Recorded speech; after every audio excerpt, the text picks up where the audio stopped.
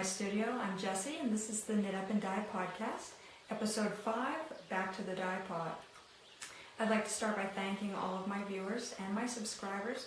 You guys can't imagine what it means to me to see your comments and to see individuals subscribing to my podcast. It means the world to me. Thank you, and I appreciate every one of you.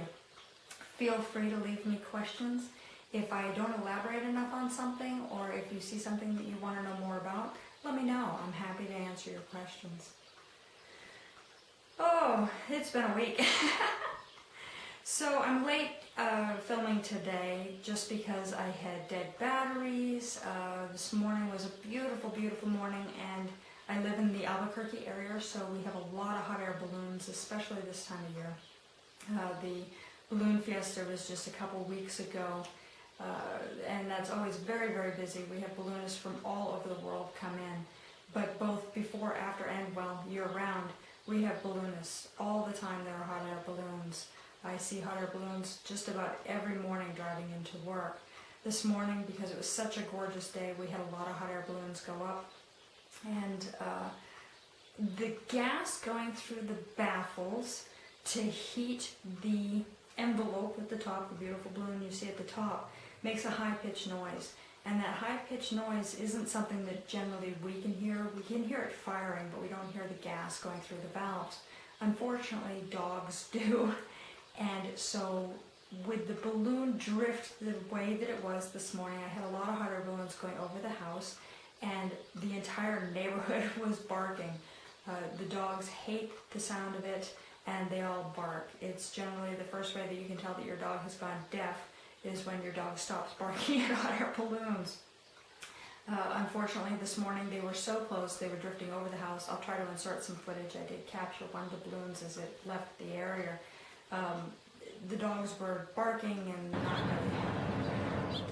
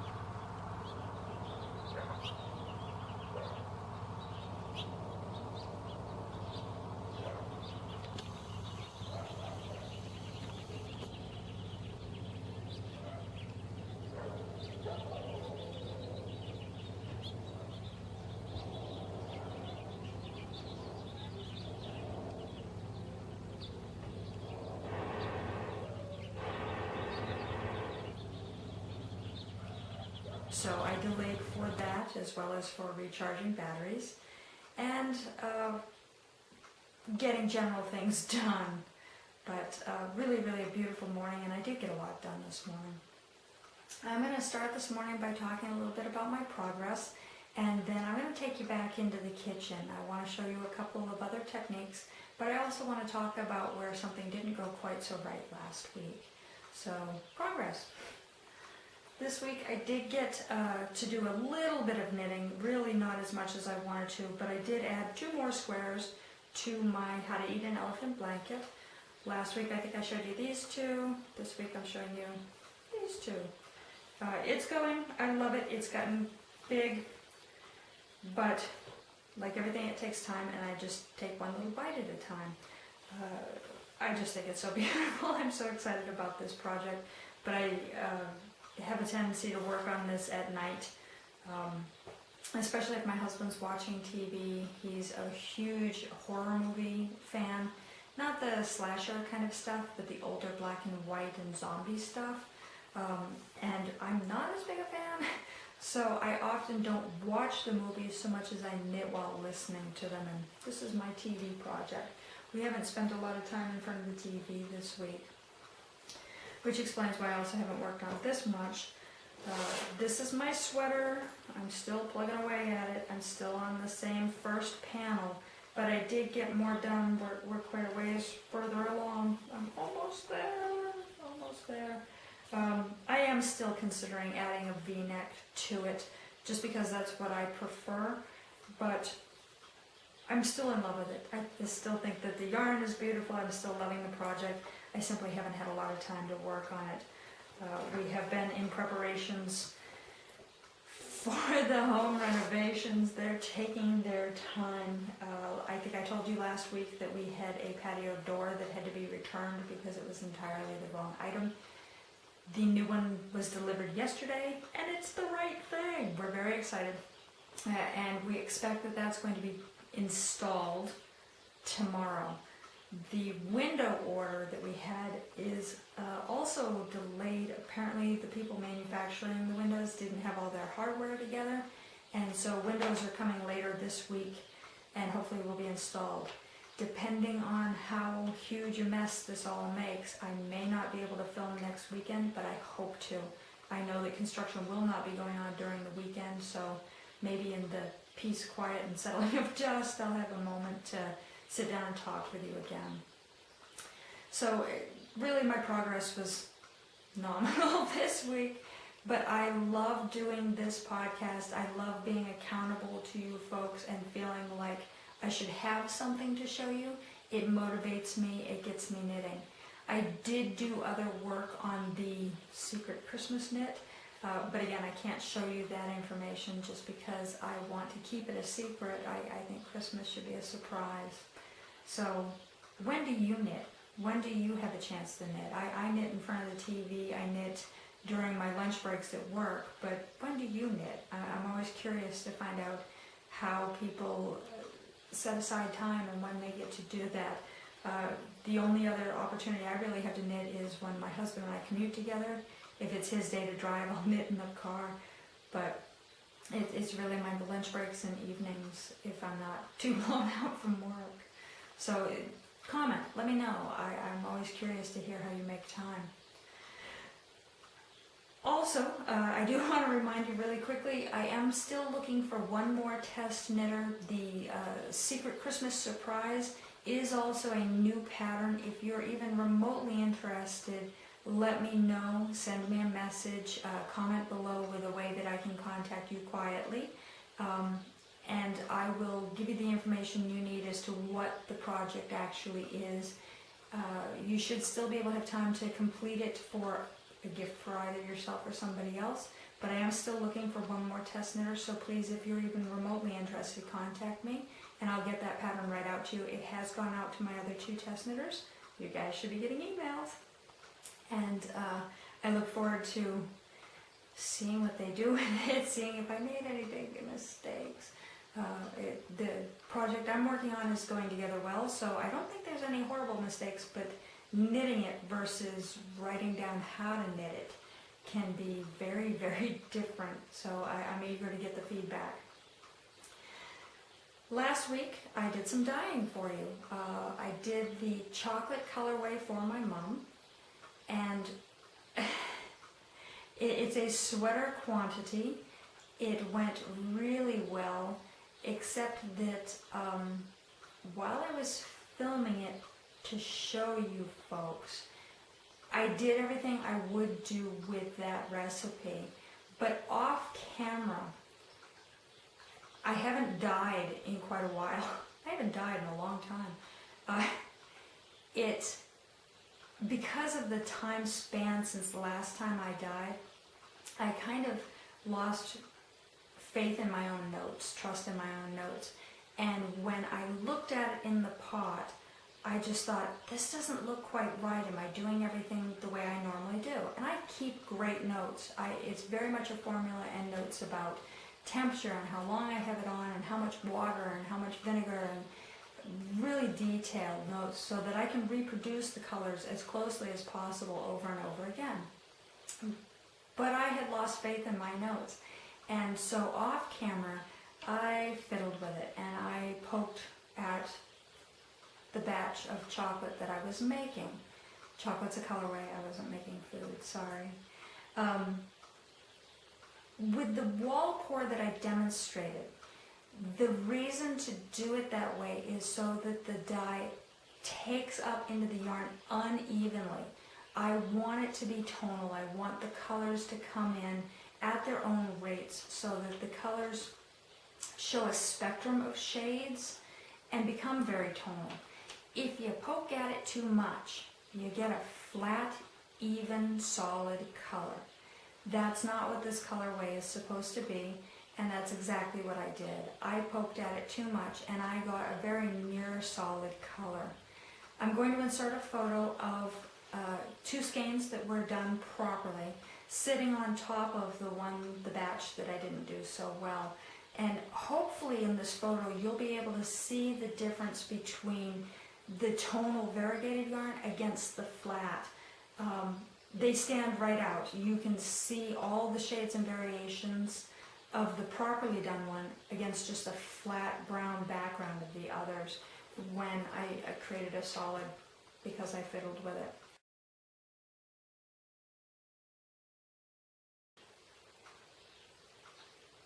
I'm not even really sure what to tell you. It is frustrating, absolutely, because I just wanted to dye this, but it's a learning thing for me to remind me that I need to trust my recipes, I need to trust my notes, and that I need to trust my techniques as well. Certainly if you have questions about it or if you have input about it, I'd love to hear it. I did this morning re-dye more skeins of yarn. I didn't re-dye. I dyed more skeins of yarn in the chocolate colorway with faith in my recipe. They came out beautiful. They're on the drying rack already. But now I'm left with several skeins that are just a solid brown. There's a little bit of tonality to them, but it's nominal, absolutely nominal. And I don't generally sell solid yarns. So I'm going to be demonstrating today a resist dye technique that I do, and I'm going to over dye those yarns so that you can see kind of another technique, as well as how to save it if it doesn't go the way you want it to go, and to give it some interest and some life again. I also have with me today a couple of the other colorways that I did last week. One of them will be familiar to you. I did demonstrate the pour. It was a half wall pour where I poured one side of the pan one color and the other side of the pan another color. And these lovelies came out of that.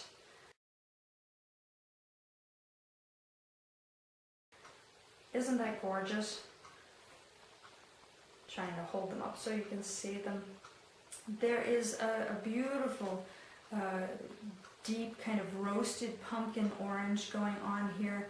There is a lovely pale espresso bean.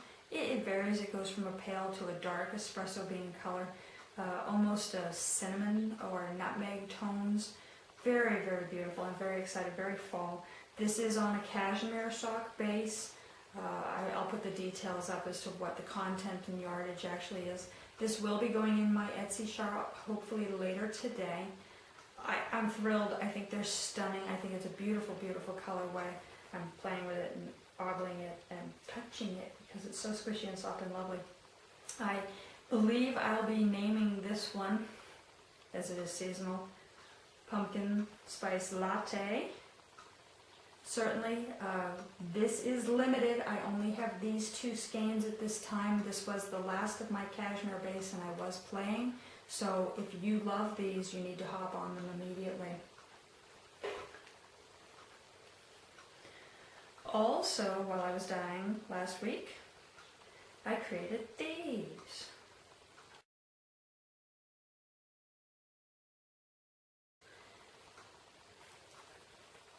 Aren't those beautiful? This colorway has a deep cranberry red in it.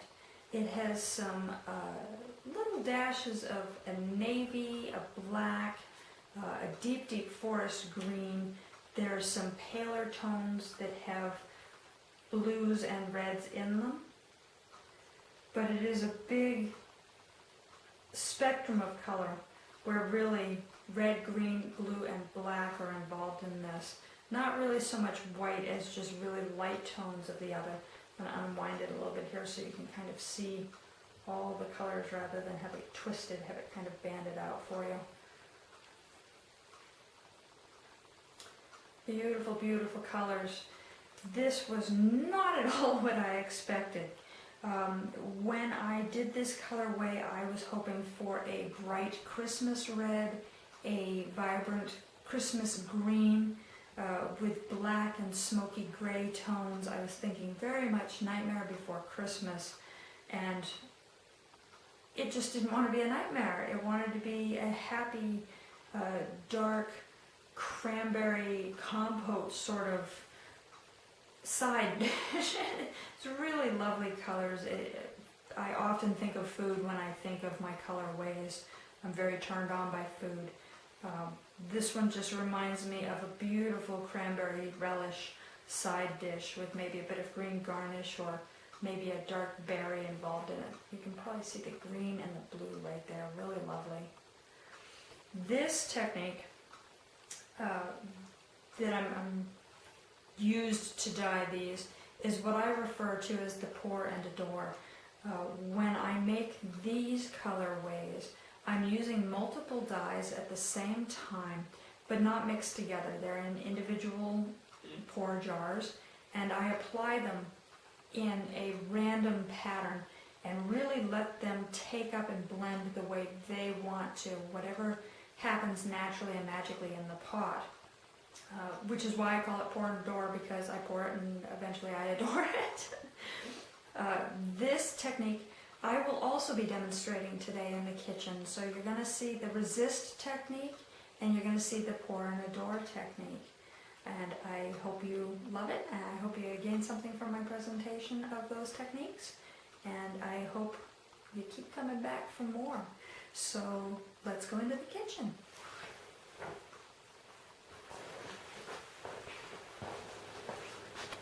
Hey, all right, welcome to the kitchen. So I want to over dye the yarns that I wasn't happy with a technique that I call resist dyeing. The yarn that I did came out just kind of a flat, solid color brown, and I want to inject some life and happiness into it. So I do what I call a resist method.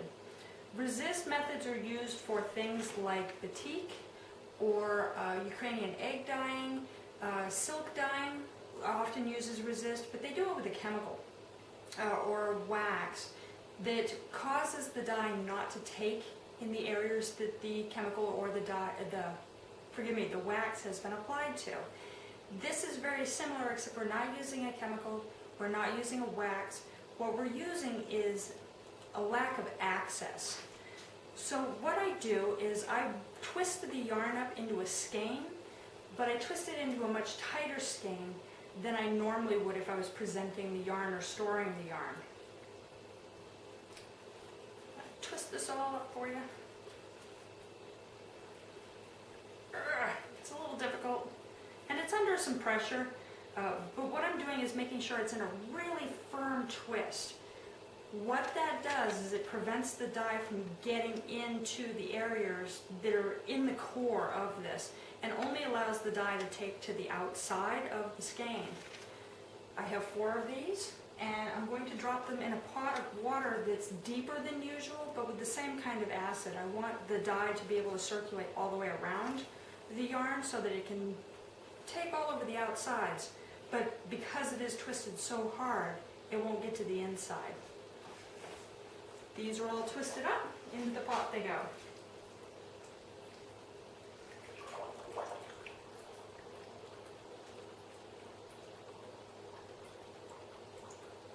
And I'm just trying to submerge them so that the dye can get all the way around the outside of them.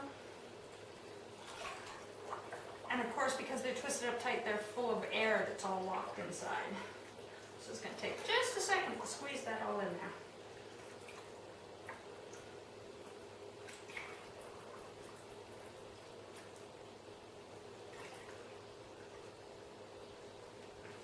Now brown is already a pretty dark color, but I ultimately don't want to have black yarns.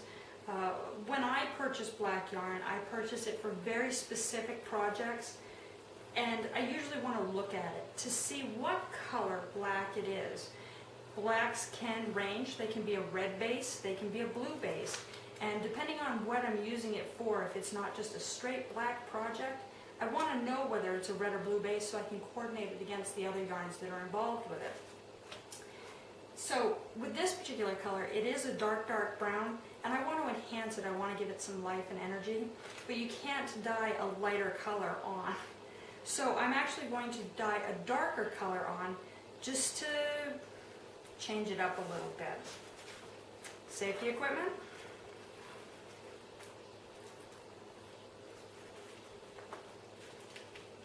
This is my water. It's all preheated. It's nice and hot. It's a lot hot.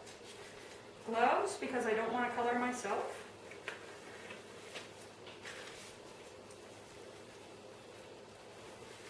And in this instance, I'm going to dye it a darker brown.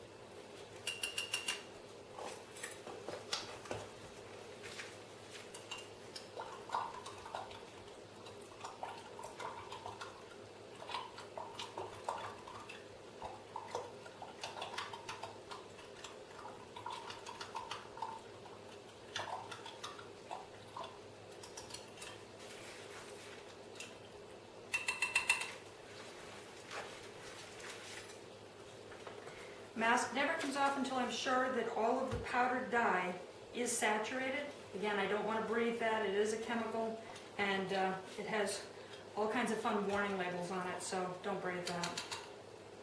Once I've got that dye mixed up, I'm just going to pour it into the pan. What I refer to as a hard center pour. I'm going to dump it all in at once. It's going to swirl through the entire pan of water and go around all that yarn all the way around. Again, what I'm trying to do is imprint the dye on the outside and have it not go on the inside of the core so that I recreate a variegation. But because I'm doing it with a slightly different color, I'm going to get two colors.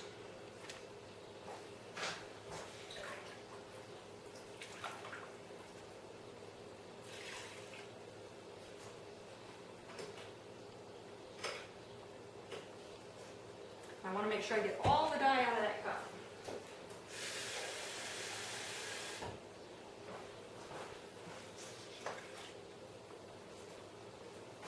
That's going to be much more exciting when it comes out.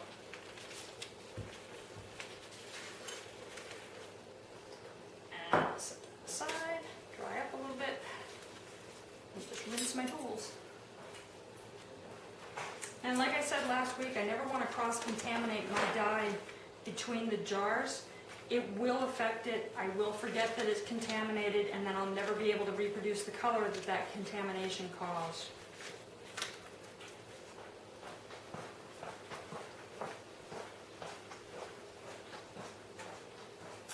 This resist dye technique is also a technique that I use when I make my minis. These were dyed twisted on the skein with the colors that you see with no second process. Sometimes I'll do a second process and I'll retwist them a different way and do it with another color, and that just adds more layer and more life to them. But this is just simply done by twisting the skeins and throwing them in the dye pot.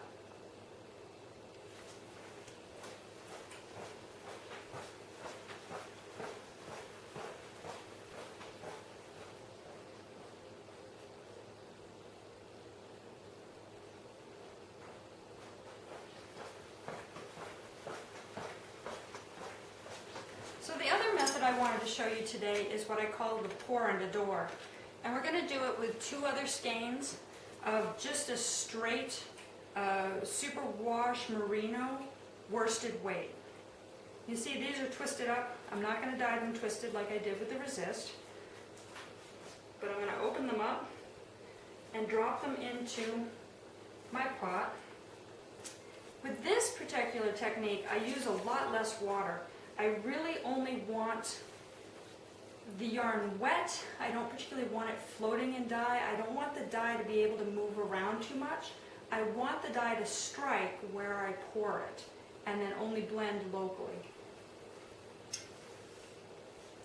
I also use a much higher concentration of acid on this. The acid helps the dye set quicker and allows less opportunity for the dye to swish around. It's more of a hit time, a contact time, and it shortens it considerably. And I'm just pressing it down in there to saturate the acid and the water through the yarn real quick.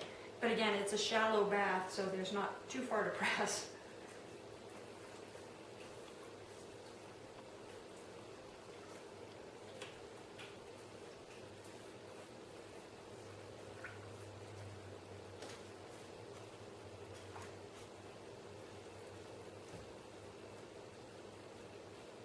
Alright, so the yarn is soaking, it's wet, and it's just kind of floating on top of a very short layer of water.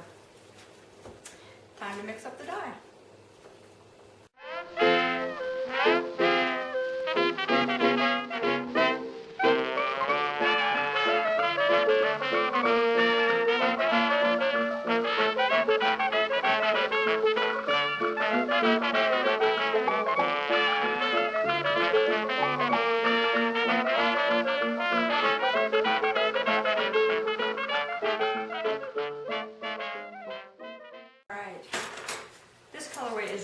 Pretty. It just uses simple jewel tones. I'm using a green, a purple, and a blue, but it's how those colors interact with each other when I start the dye process. I'm going to grab the camera, I'm going to bring it over here, and I'm going to aim it down into the pot so that you can see me apply the dye and what I'm doing with it, and just sort of have an opportunity to watch how those dyes bleed and become so much more. Alright. So what I'm going to do is actually kind of paint the yarns in that I'm applying one color at a time and letting them bleed around, and I'm only doing it in small areas.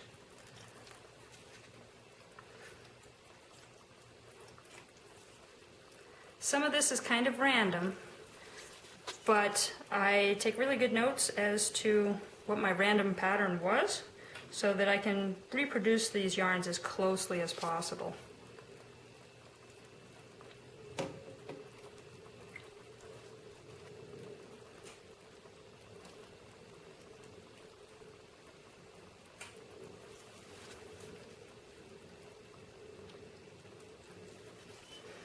I often use a star pattern. It's nice and organized and an easy way to remember what I did without being too random and without being too precise, so that I can reproduce it is really the reasoning behind it.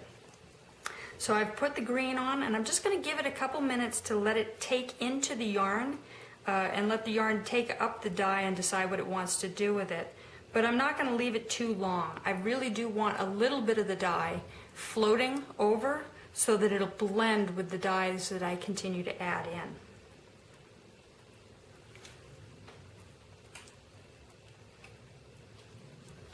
This is the one time that a little bit of poking is safe. I just want it to bleed down through the layers so that I don't have to flip the yarns later to do the other side. And just a gentle, gentle nudge will help that dye get down a layer.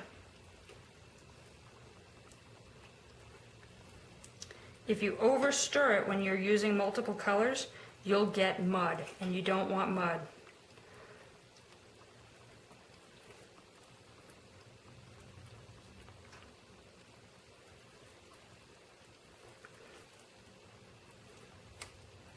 Alright, I'm feeling pretty good about the take-up on this. I'm going to grab another color and add more.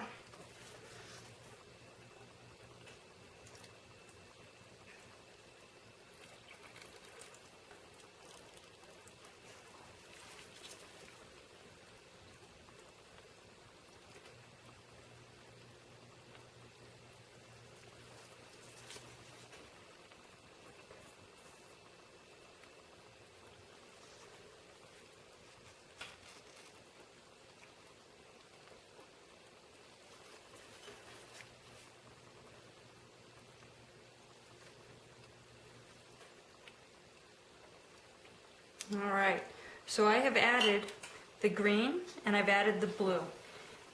And these two are going to join. They're going to bleed together and they're going to join. There's going to be areas that are strictly green. There's going to be areas that are strictly blue. And then there's going to be every shade in between where different amounts of green mix with different amounts of blue in the pot.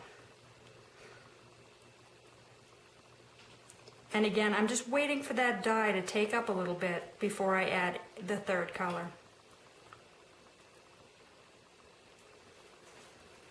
There's a couple areas that I just want to hit again with that blue, make sure I get it in there.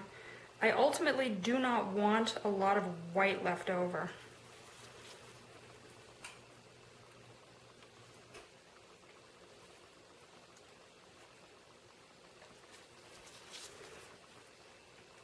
And again, I'm going to give it some wiggling just to get the dye to go down through all the layers.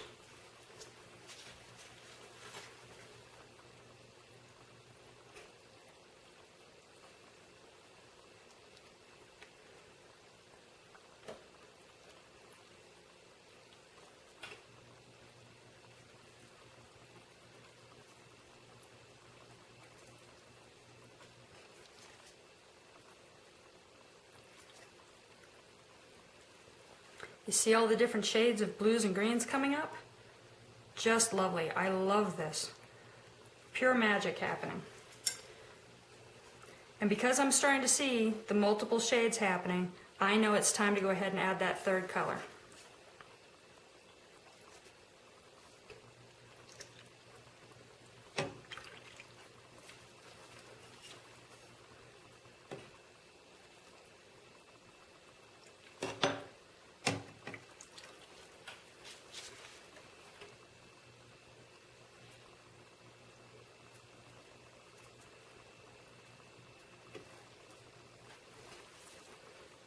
A little bit more over here. And again, I'm being very careful about how I add it so that I'm not pouring the dye all over and making mud. I'm being very careful about how I nudge the dye into the lower layers so that again, I'm not stirring it up, I'm not making mud.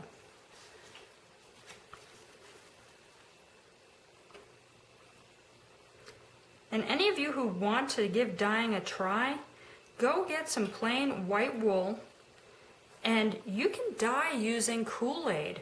As long as you're using the sugar-free, the little flavor packet ones, you can mix that up into water, use a little bit of vinegar, and you can get all the same results. The dye palette is a little bit shorter in color range, but you can do a lot of creative mixing that is just stunning. I have seen some beautiful, beautiful Kool-Aid yarns. I made a couple early on before I started to buy the actual acid dyes, but you can have fun really inexpensively and play with this technique.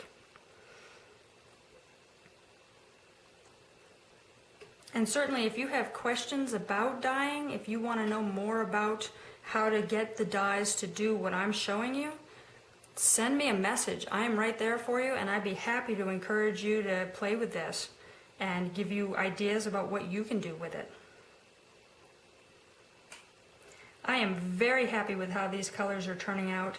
I am seeing teals, I am seeing some sea glass green, I'm seeing some beautiful sky blues, I'm seeing some lovely grape purples. There's a dark garnets coming up over here. There's some forest greens coming up. Really just a gorgeous, gorgeous spread of different shades by only using 3 colors. I'm going to put the lid on this and let magic happen.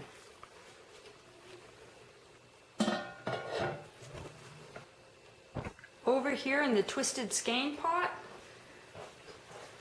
these colors are coming along nice as well. I'm going to try and pull a skein up so that you can see how dark the outside of that is. And if you pull at it ever so slightly, you see that it's penetrating around the actual skein, but that core is not getting the dye. We're just going to let that sit in there and get beautiful. So with both of these techniques, the exact same action has to happen. They're going to come up to a simmer. I'm going to heat set them for between 10 and 20 minutes depending on how much dye is still left in the pot. Once their simmer time is over, they're going to be allowed to cool. Then I'm going to transfer them to the sink and I'm going to wash them same as I did before. They hit the dry rack. I usually leave them on there for 36 to 48 hours. I want them to be really dry. Once you twist up skeins that are wet, you risk having molds and mildews form, and I don't want that in my yard. Well, that's today. I've got some cleaning up to do. I've got some leftover dye I'm going to have to use somehow. Can't imagine what I'm going to do with that. And next week, I'll show you what comes out of the pot. Have a great week. Bye.